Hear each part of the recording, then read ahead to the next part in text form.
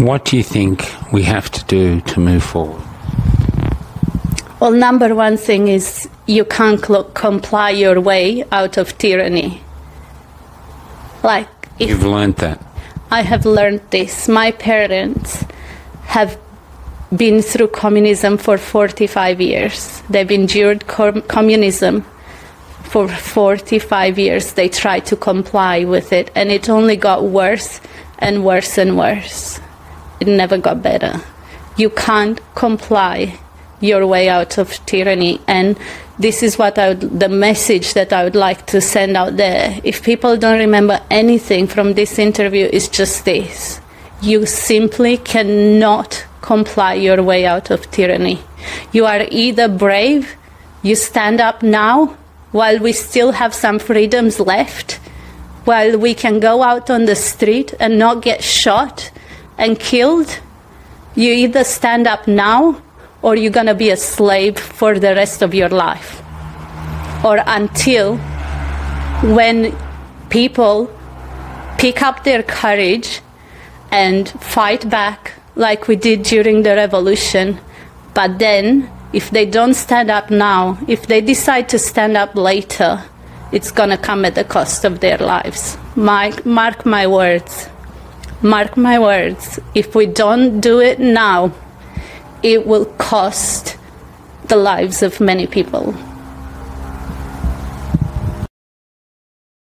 In part two, this is just a little addition to it, to how they finally won. So they were getting shot in the streets. Mm-hmm. How did getting shot in the streets turn to victory?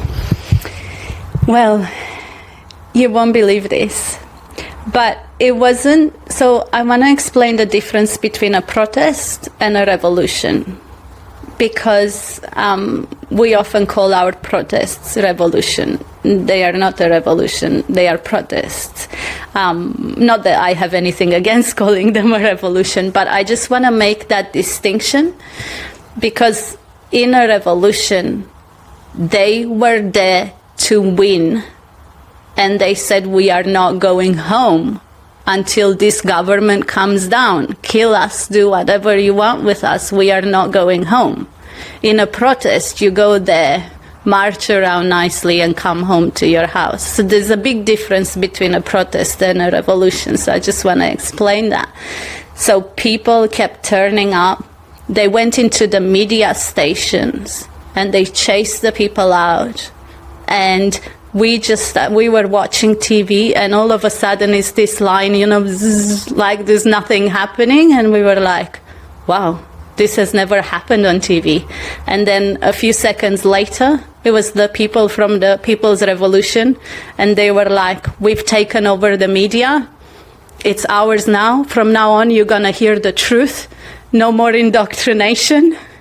They would go into the police stations and or schools, all the government offices, and bring out all their crap and all their communist indoctrination books and whatever they had, and they would they made a big bonfire in the middle of the town and just burnt everything to the ground and chased them all out. And basically, but really, the way we won in the end is this: because the police and the army were ordered to shoot into the people.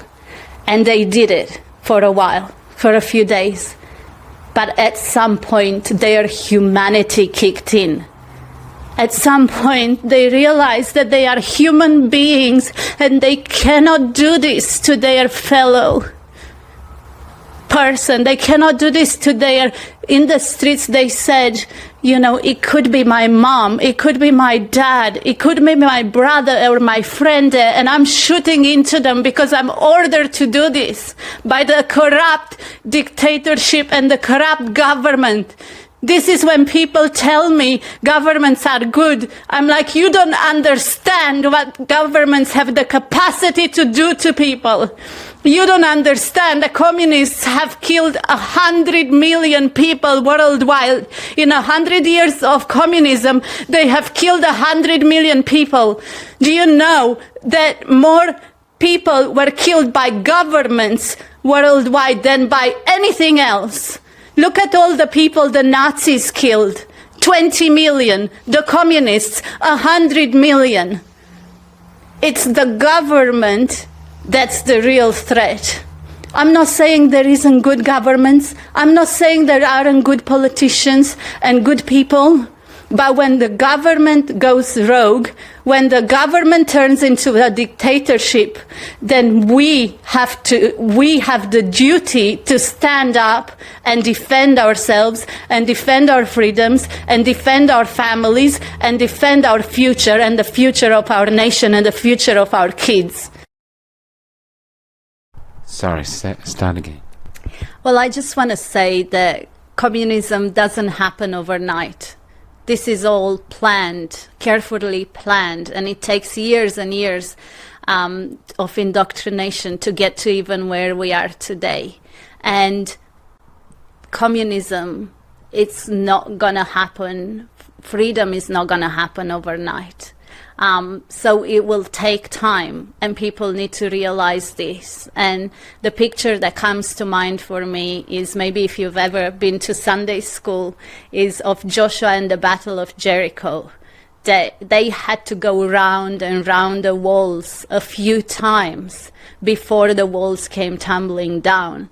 Because, and this is what's going to happen, the wall of injustice, it doesn't come down overnight. It took them years and years to build and fortify their walls and their system. And it's slowly crumbling, and we can already see gaps into those walls, where the freedom warriors have, punched through those big, strong walls. And we've already made some cracks and some gaps. But it will take time, but we're going to keep circling this wall of injustice until it comes down, and it's going to come down, because I'm not letting it happen, not here, not now, not on my watch.